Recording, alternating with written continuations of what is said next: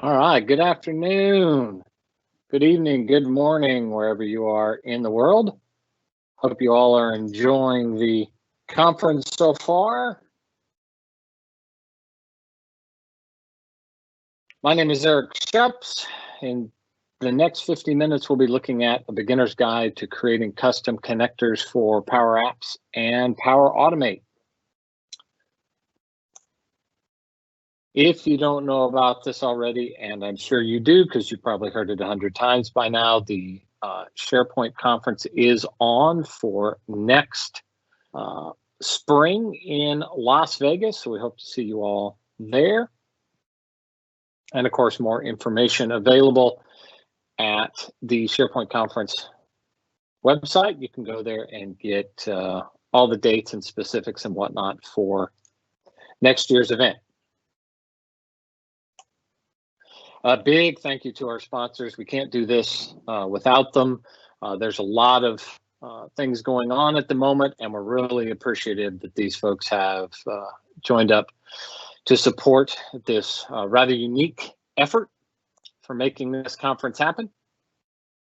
So be sure and go and check out their offerings. I believe there is a online sponsors room where you can go and check their stuff out as well. So please take advantage of that. There's a raffle going on for all kinds of cool prizes. You can hit up the link right there on Bitly and go and check out everything that's happening over on the raffle. See what good stuff you can win. One of those VR headsets would be really super cool if you can snag one of those.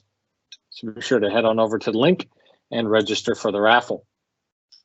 If you are so inclined, of course, you can donate to these fine organizations or any other organizations that you'd like that are helping out during the present time. All good causes. Please think about supporting them. All right, for those of you who don't know me, my name is Eric Shupps. I'm an Office Services MVP. You can hit me up on Twitter if you like after the session or anytime really at eShupps, Facebook at SharePoint Cowboy. The slides will go up onto SlideShare. In fact, I think I just posted them up there last night, so they should already be there, and we'll be distributing, of course, for the conference. Hit me via LinkedIn and or any other social channels. The code that I'm going to show you today is already available on GitHub and my GitHub repo at github.com/eShupps. You can go and grab it. There are links to this presentation with more specific details to the exact repo that we'll be talking through. So avail yourself of all those resources as well. All right, so let's jump into this. I want to try and do as much demo as I can over the next 45 minutes or so, but there is a little bit of setup that we need to do to talk through some concepts, make sure there's a few things you understand for jumping in and tackling some code and configuration. So we'll do that. Then we'll dive into creating some connectors from scratch. And then we should have some time at the end. We'll look through how to really scale your APIs up and take this big and bold through Azure API Management. So we'll take a quick look at that at the end. So let's get right into it. Why do we need custom connectors? There's a lot of stuff that's available out of the box. Plenty of things that you can do with the components that ship with the Power Platform. But there's, as always, room for enhancement or improvements or potentially the ability to plug gaps that you may need to solve that just don't come out of the box. A big one of those is connecting to legacy line of business systems or on-premise systems or even private cloud that you need to get data from, or integrating from multiple third parties that don't have available connectors for the platform. And sometimes the connectors that come out of the box almost do the trick, but not quite. And so you need something that's a little more specific to what you're trying to achieve.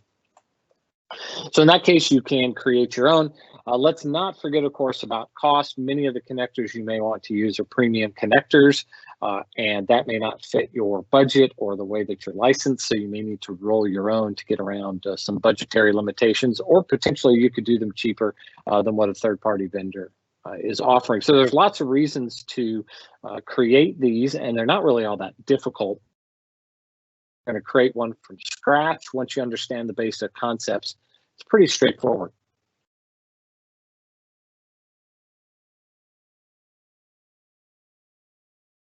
All right, understanding the framework, there's really four primary components here. There's the action itself that's doing what you want, that's been given to the end user in the form of a drag and drop component or an action in flow or an available set of dotted notation capabilities that you have over in Power Apps that you can add onto specific components. You can augment that with some good descriptive text and examples, telling people what to do and how to use the component.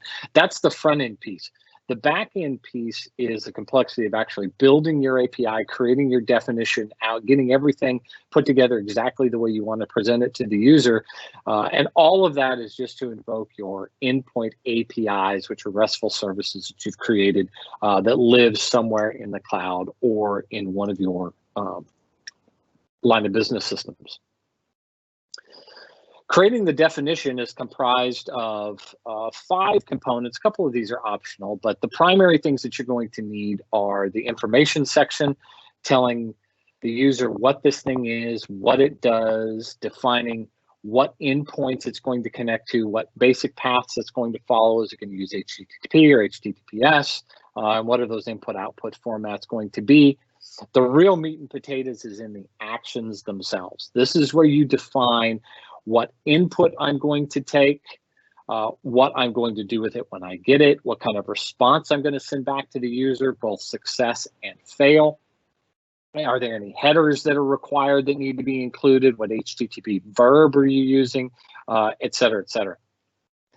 With those basic building blocks in place, you can then do some advanced work with it. You can add triggers for timed events or event-driven activities that happen from a push and a pull perspective. You can also improve the readability and maintainability of your definition by putting often repeated components into references in your Swagger API file.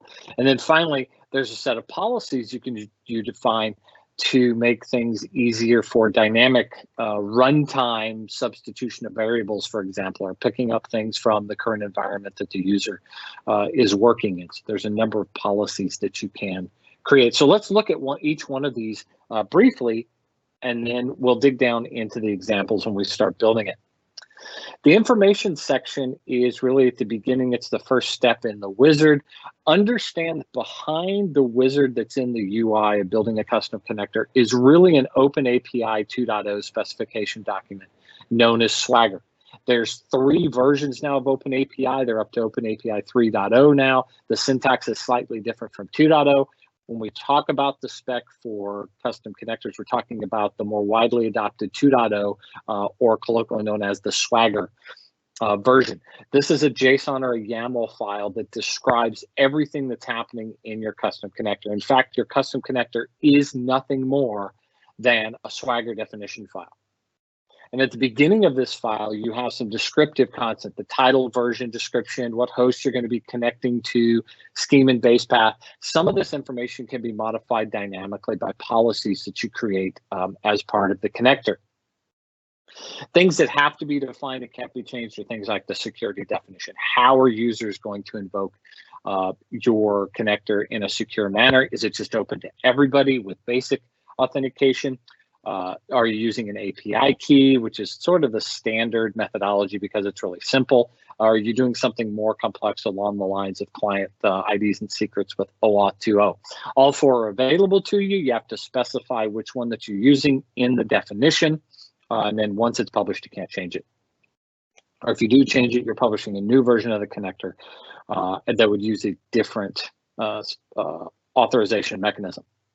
Now, your actions, as I said, are the meat and potatoes. This is where everything happens. This is when you say that you are getting some information from an endpoint, or you're posting some data there, or perhaps you're modifying with the patcher method, maybe even deleting or removing content from an endpoint. So this is where operations and also the methods that you're describing. So you create a path, and then you define what happens within that. Is it a post? Is it a GET? What happens there? What does it consume? What is it taking in? Is it pulling in JSON or text XML? Or what kind of data format are you expecting? And also, what does it return? In defining your responses, you want to define both successful and failure responses so that the overall system, whether it's Power Apps or Power Automate, i.e. Flow, knows how to translate that into a message you can show to the user. And you define what those messages and constructs look like in your response definitions. Typically, you have a 200 and a 400 for good and bad, but you can have additional ones as well, handling 500s and 403s and the various types of HTTP responses. All of those will map to a specific HTTP response type. You can define those inline, or you can define them because they repeat multiple times. You can create them as reusable components in a reference. We'll talk about that here in just a few minutes. Triggers are things that you can define that use a push or a pull methodology to interact with the system. So for example, if you define a polling trigger, you would be pulling data from your API endpoint on some specific schedule, and you define that schedule when you build the trigger, and it becomes part of your published API specification. A webhook, on the other hand, is a push model. That's where your endpoint is calling into a flow, for example, and making things happen. These are a little bit more complex. Actually, they're a lot more complex, and they're really more of an advanced topic to understand what you need to do to define a webhook and how it functions. I have a link for you at the end of the slide deck that can take you to a walkthrough on how to build triggers.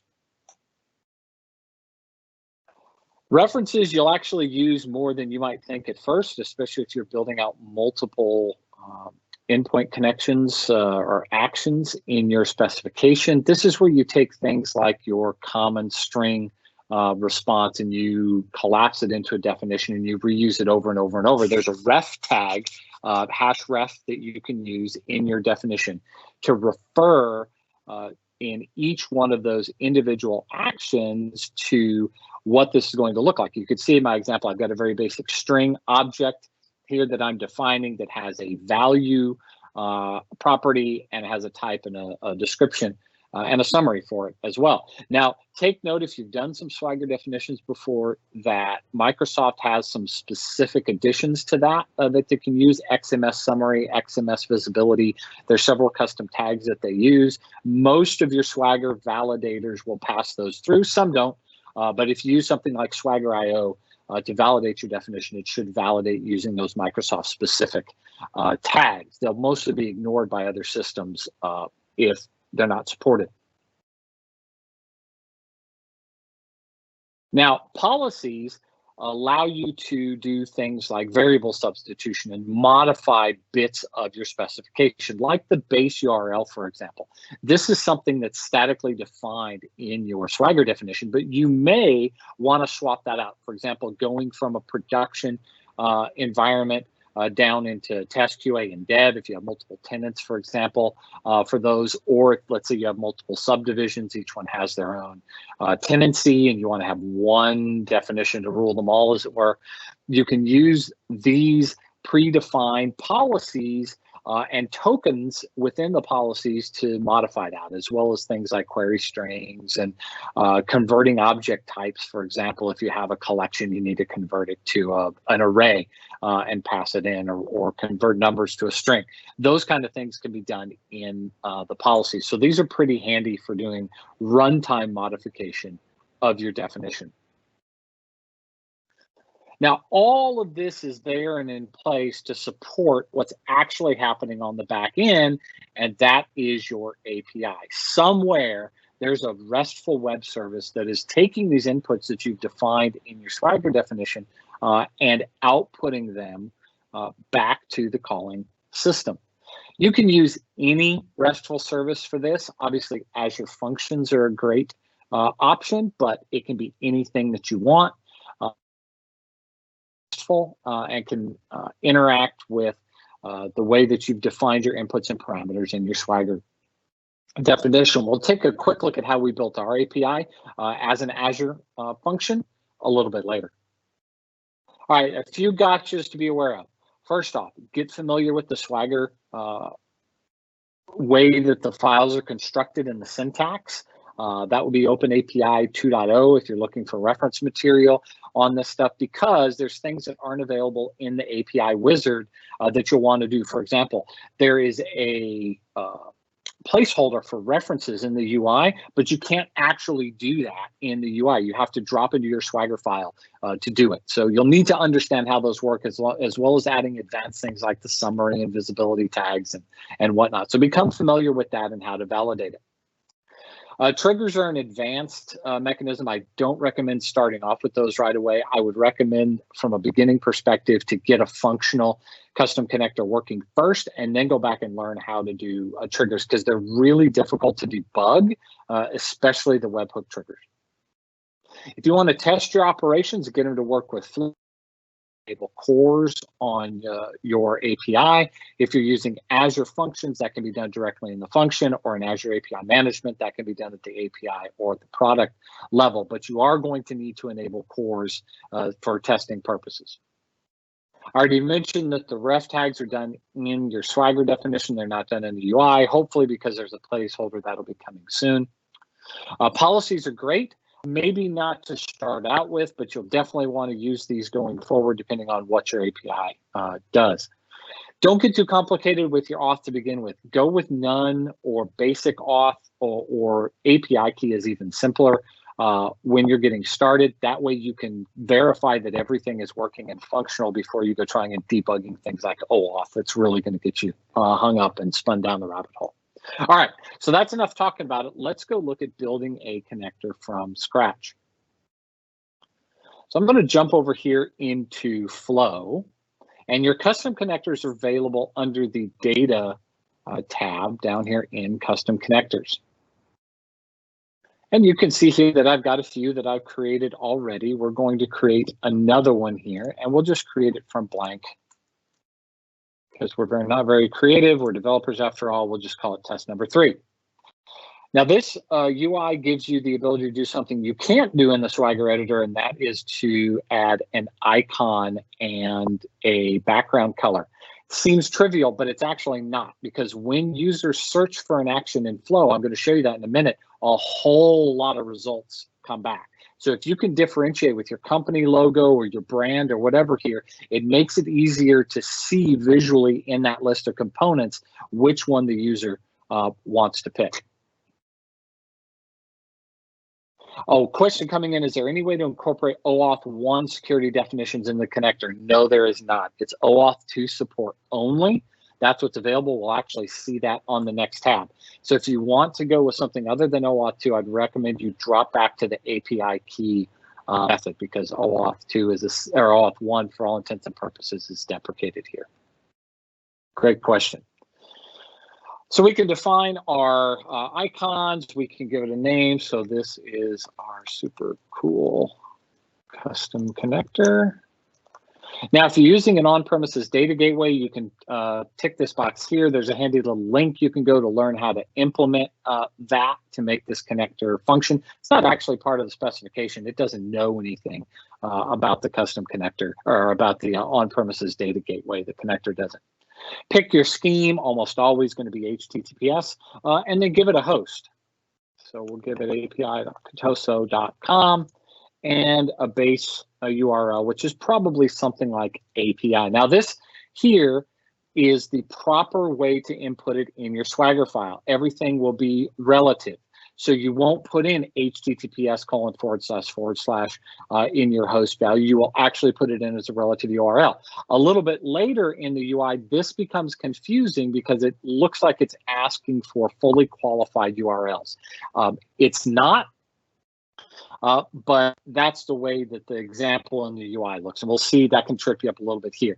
If you're using things like Azure API Management, the base URL is probably /API, but honestly, this could be anything that you want that your connector or that your API supports.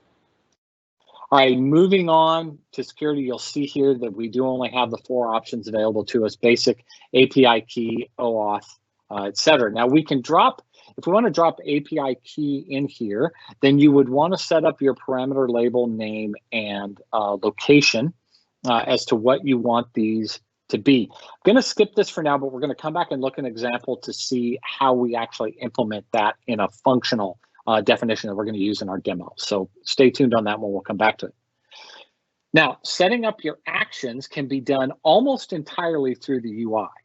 So the action wizard is actually pretty good. Let's create a new one. We'll call this my custom action. Now, this needs to have, oh, here we go, my custom action. That's fine there. And some sort of description, Now, the operation ID in itself needs to be unique within your Swagger file. It needs to be unique, not globally. So we can give it something like my custom action. You can see it showing up on the left-hand side there. Note the red exclamation mark. Bear with me. We'll see in a minute how that will disappear as we continue to fill this out. This visibility here is for the XMS visibility tag in the Swagger.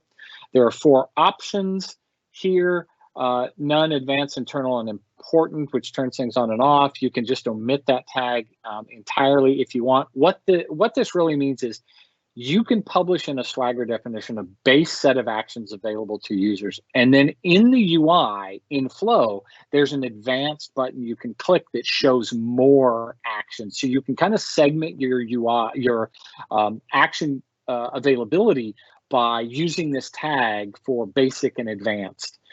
It doesn't support tag part of the specification, which helps you to group things, which would be a little bit better. Hopefully that's coming soon. You could put them in your Swagger, but it just ignores them. Now, the request, instead of new, there's just this import from sample. Let's go ahead and build one out. Let's say this is going to be a GET. Now, you can see here that the URL it specifies is fully qualified. This is what I alluded to earlier. That is false. The UI should be relative with a / to my custom action. Okay, that's how this should look in the definition. If there are any headers that you need, you can supply them here. Then let's go ahead and hit the import, and you'll see here that it builds out my request, what my verb is, my URL, and you can see that it's already gone ahead and created the fully qualified URL for me based off the relative URL that I gave it.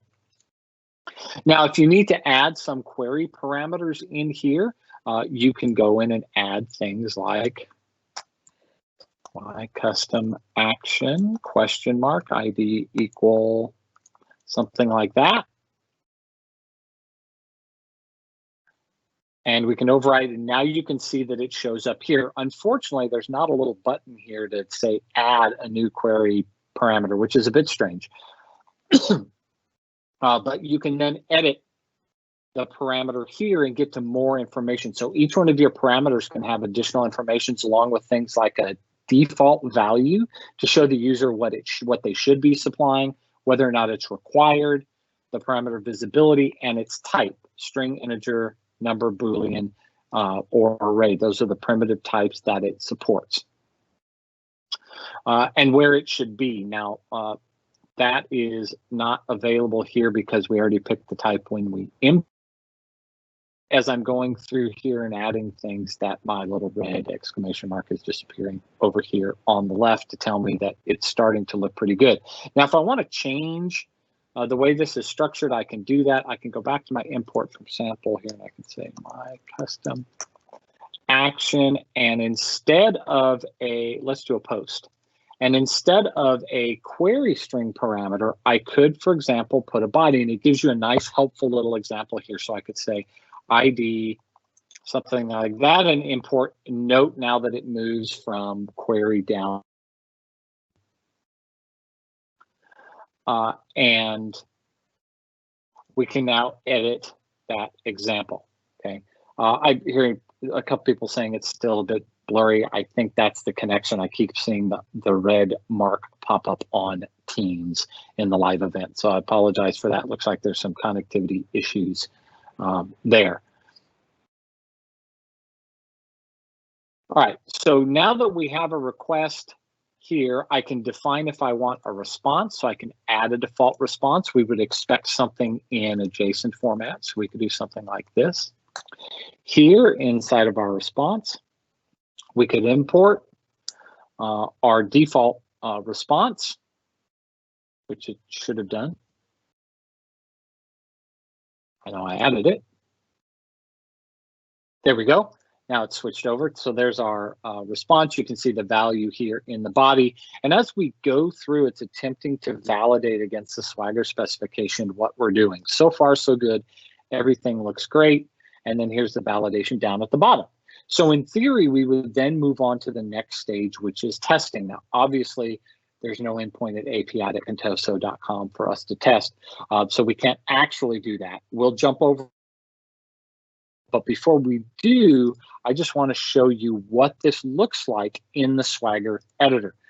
As we're going through this wizard, what it's actually doing is building out the Swagger definition for us. And you can see here the information that we've put in. This is in YAML format. And everything that we've described, and it's starting to format and build that out for us. And as we look at one that's already built, this will start to look pretty familiar. Here's our test capability over here on the right-hand side. Now, if we were from there to create the connector, it would go ahead and generate that for us. It doesn't do any validation that the URL is real or that it exists or anything that you have the right parameters or anything like that. It's accepting you at your word that your Swagger is valid. Now, it will validate your Swagger file for you and tell you if the validation is correct or incorrect, but that's just looking against the specification. So it doesn't really tell you if it's working or not, hence the whole test framework. So let's jump over here. Now that we've just seen the basic example of walking through it, let's jump over to one that we've already built. And there's a little bug in the UI where sometimes when you're switching back and forth, it picks up the last one that you were working on instead of the current one. So just did a quick refresh there. Let's see what it does. All right, that looks good. Here you can see I have an icon. I have my endpoints here. Let's go into the Swagger editor. And now you can see one that's a little bit more built out. And in case it's still a bit blurry, let's see. Whoops.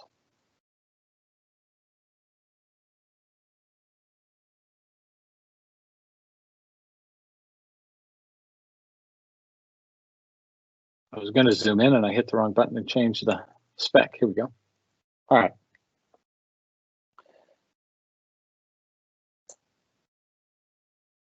Not letting me zoom in on that one. Hopefully you can see this. If not, the full Swagger file is available in the repo, so you can go and look at it on your own time and see how it's constructed.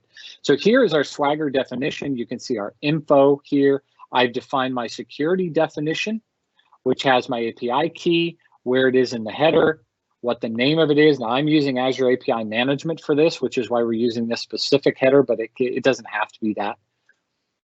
Now I have, what my API does is it actually takes currency and converts it for you. So if you give it US dollars and tell it I want this back in GBP, it'll do that conversion for you and send you back a decimal value. So that's what this endpoint is, called convert currency. It's a post operation. What it expects is a parameter, and note in my schema for my parameter, I'm referring to a definition.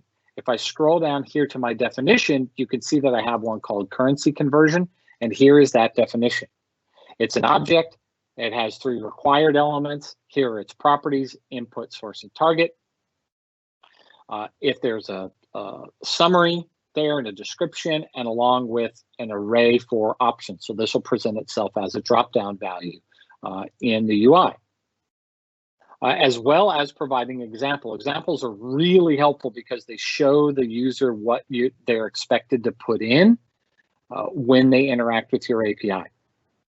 Now, I've also defined my outputs as references. So basic string here, which is an object that has value, and also basic number. This allows me to reuse them. So if I created another action in a path and I wanted to have the same 200 and 400 response, I can use them over and over using the ref.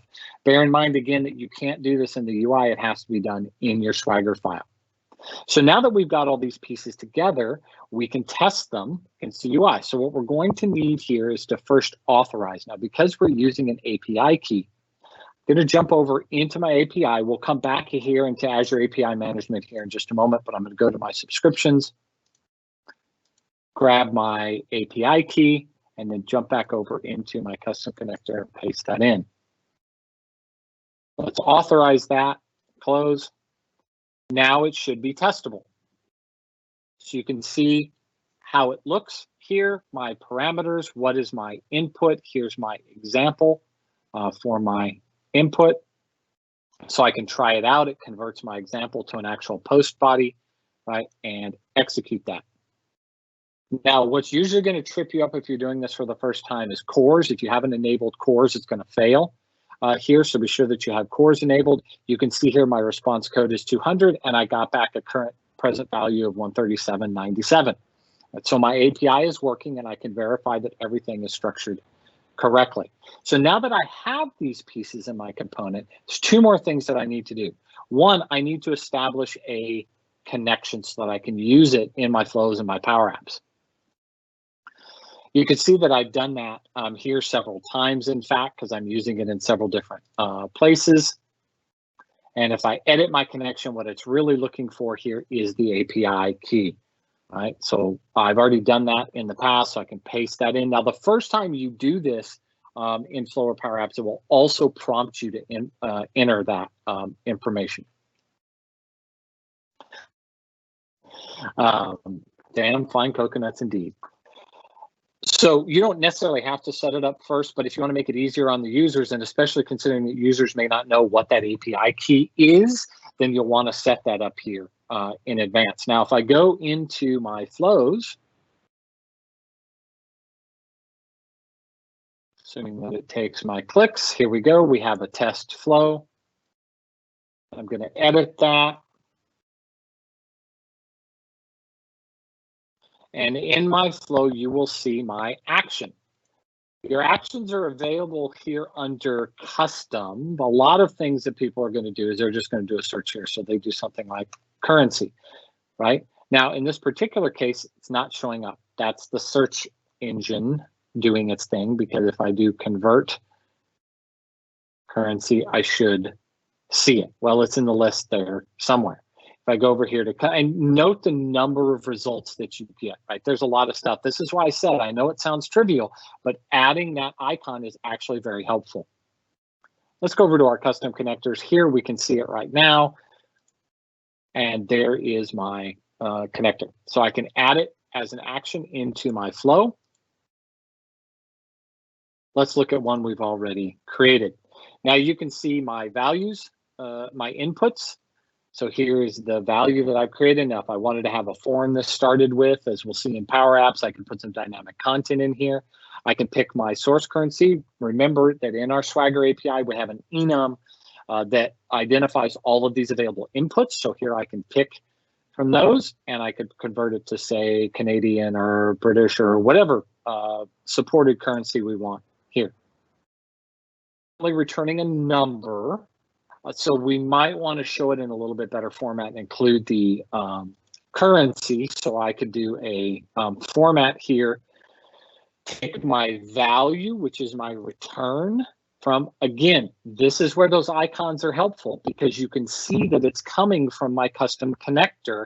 This doesn't say custom connector, whatever you named it. It says the name of the operation that you put, or the name of the action. So we can see here it's our custom connector. A lot of these are going to have the exact same response values.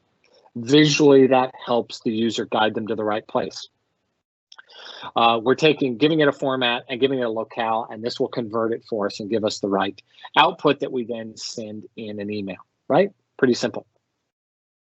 And then that is the output that we would then send to ourselves in the flow. So if we go back to, hopefully this will run while we're looking at a few other things. So let's go back to our flows. Let's see if we can run that. And in a minute, we'll see if we get the email back. Let's quickly switch over to Power Apps, because Power Apps is a little bit different. It uses the same connectors. However, there's no drag and drop capability for your custom actions here like there is in Flow. So what you end up doing is this dotted notation to get to your custom actions. Now, it's the same thing in the end. You can see that I have my post convert currency. That is the name of my action in my Swagger definition file. And the 3 input values, and it'll tell you when you go to add it. It'll, well, when you're first building it out, it will anyway.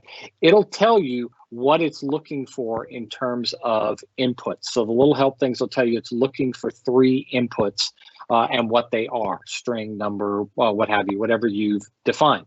In this particular case, I'm going to do a conversion in the form, have it convert this for me by calling this particular connector. But if we go back here and look at our data, we can see it's the same custom connector that we used in Flow and actually the same connection. So slightly different way to use it in Power Apps. That's just the nature of the UI.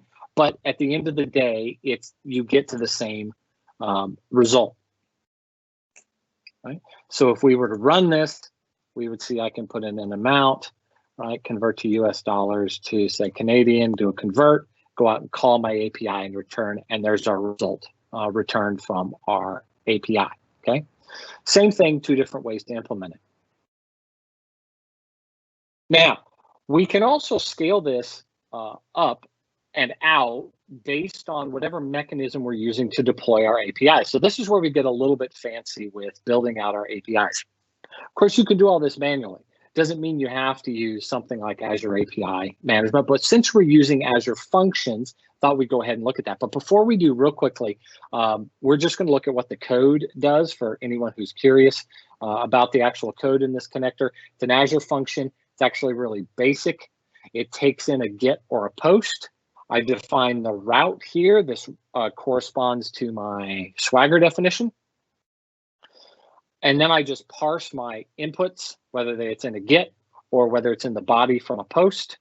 I'm doing some logging in here just to capture messages. If there's a problem, I'm sending my bad object. I've defined the 400 and 200 as classes so I can reuse them. But the real meat and potatoes is happening right here. I just have a little utility that does a currency conversion using some .NET plugins, converts that to a decimal and sends it back as part of a predefined numeric decimal response object. Right, so pretty basic stuff, really basic stuff inside of our Azure function. But if you're doing it as an Azure function, you have the advantage that Azure API Management understands Azure Functions. So you can map over APIs. Now, the Azure API Management is a whole session in and of itself, but in a few minutes, let's just go over some of the basics in case you want to use it. I highly encourage you to use it, actually. It's an excellent system, dynamic scalability, gives you a lot of control over UI, and you have one-click publication to Power Apps and Flow, which is really handy. So here I have an API, but I can bring in my API from a function app. So if I were to select my function app in my current subscription, right, I could go and pick one that I'm working with, and I could go bring that in. And if you've predefined all of your information in the function, it will bring those over and automatically build out your API specification for you, which is super handy. Or you can build it out in Open API. You can just import it directly from your Swagger spec. So this is the sample code that I've provided in my GitHub repo. Again, there'll be a link at the end. And I have the Swagger right here. So I can take this Swagger definition and I can just cut and paste that over into Azure API Management. And bingo, select a file. Sorry, I just save it local. Select a file to upload, or if I published it as an endpoint, I can just connect to that endpoint and I can bring it in, set my name and whatnot, and I'm done. And it will automatically convert the base URL for me. So I can have my Azure function lives on one function app URL, but in Azure API, it's exposing it on a different URL. When I build my spec, I can then publish from Azure API Management out to Power Platform, so it's obfuscating that backend URL for me. So it all puts an intermediary step in between, which is exactly what the API Manager is for. Now, within the API, I can look at my various operations. So here is the same thing that we looked at in the Swagger spec before. We have our action, what it does, what it accepts, inbound processing, outbound processing. This is where we can apply policies if we want to. We can do policies across the entirety of the API. This is where you would do things like cores. And here I can edit it, and you can see some of the same values that we put in over in the wizard in Flow. So all that is here, and if we want, we can drop directly to the Open API spec. And you can see here when we do that, it's going to obfuscate things like our host and path. That's because it's going to supply them dynamically from Azure API Management. So if I were to take this and go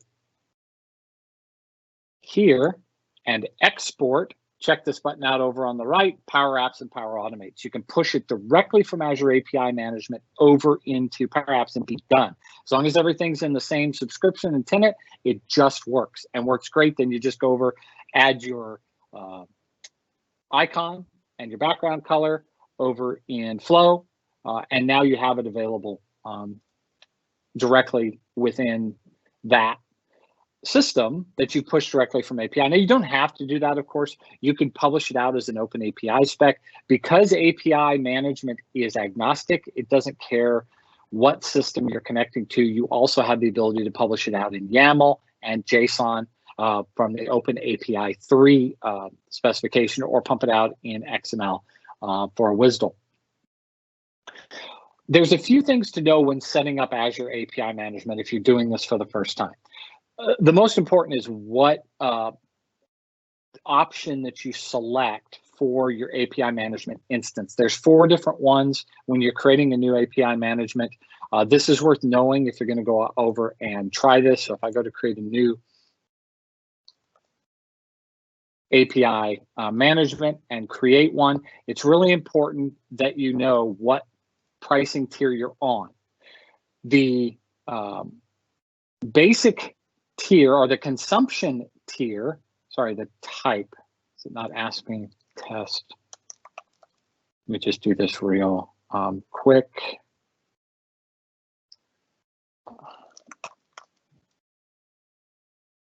There is a consumption tier, and then there are several other available tiers. It's going to ask me when I go to configure it. The reason this is important is because the consumption tier allows you to scale up, so it's very cheap to get started, costs you next to nothing. The other ones have a base charge starting at $60-something a month.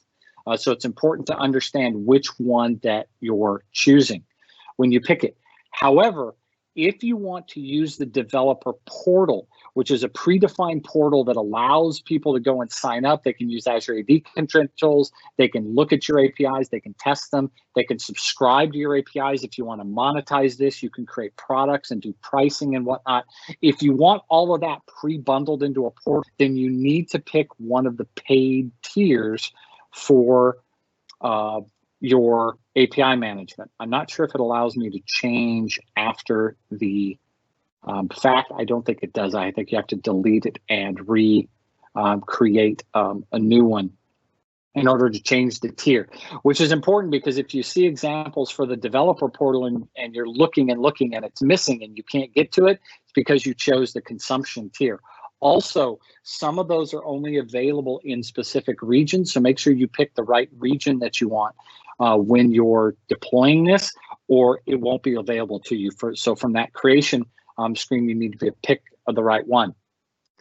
If you want to use the developer portal, and we'll look at one that we've already created here. It's actually a really handy tool. This is pre-built out of the box. It's a node-based application that you can pull down locally and build yourself. In fact, this is a custom version of that, but they have a self-service SaaS version that you can use that looks in API management and pulls all of your API definitions out that you can connect to. So you can see here's one that we've already created, and it enumerates all of your APIs and actually allows you to test them and try them out from the API. So you've probably tried some of these before off other systems where you can go to things like GitHub or some other system and they let you try the API in place. Well, this does the exact same thing for you if you were, for example, want to monetize this, or even if you just wanted to manage subscriptions and API keys. Let's say you want to do one for the community and make it free.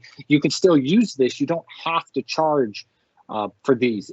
In API management, you can choose to approve subscriptions. So here you have, you can look at how they're configured, right? This is all your activities. You can look at the products, which is a bundling together of your API. So if you want to have a specific API as part of this product and another API as part of another product, you can bundle those and you can create policies around those for consumption. For example, here we have our Pro 100 and our Pro Unlimited. These give you a certain number of executions of the API per day, and those can all be defined in the policies on the API. So back here in API management, API itself, you can define what policies that you want to have. So you can add a policy and you can do a limit call rate, specific headers. This is where we can turn on cores, for example, and set usage quotas. So this can all be done in the policies and mapped to a product. Now, I've only created a demo product here and published it, right? But in this demo product, I've given it the API that I want to have exposed. So here are the APIs that it's connected to, and set up the various subscriptions. And you can set it to, so the subscriptions have to be approved. So a Azure APM administrator will get a notification saying you have a new subscription request. Those subscription requests can be done from the portal. So someone can attempt to subscribe to this from the portal, and then you can approve or deny that subscription. So this is a great way to scale it up from a community-based perspective. And the consumption tier is actually quite affordable. You have to use this a lot before you start incurring charges. You're talking thousands of executions before you get up to any meaningful charges. So there's a lot that you could do with this in terms of scalability. When you want to move up from there, you would use one of the other consumption tiers, which can get pretty pricey. The top one is like $2,500 a month, I think, for the top tier level that determines the number of nodes that are available and geographic distribution and all that you have available to you. And if you want to know some more information, you can look at Azure API Pricing, and you can look at the price configurator, and it will show you what the tiers are. So here's your 4 basic tiers, right? And what their SLAs are, and what they give you in terms of SLAs and so forth. So you can decide what's best for your APIs. That's if you want to use Azure API Management. An option, of course, but it ties in really well with your Azure Functions. One last thing to mention, and that is as you're prototyping out your APIs, you can use any editor that you want to validate those. Swagger.io has a really good validator. So if you want to make sure this is all done and dusted before you go trying to import your custom connector and configure it, you can do that over here. You just paste in your Swagger file, which you can get from APIM. From the export, just paste this in and you can do the testing, and you'll note that it actually looks almost exactly the same as the test function in the custom connector in Power Platform. So you can go over here and test these out and see how they work, and also use this for documentation if you like. So that's all today on building custom connectors. That's a quick getting started. Here are the links to additional reference material. You can go and get the GitHub repo. There's complete walkthroughs on all this available in the MSDN documentation. I have a full walkthrough from scratch over on the Collab Magazine site, so you can check that as well. So all the links are available here in the site. Again, hit my SlideShare at slideshare.net/eShupps, and you'll see this slide deck is already there. Thank you for joining us on the Microsoft 365 virtual conference, and wait for the rest of it and stick with us for another at least 12 hours. Cowboy out.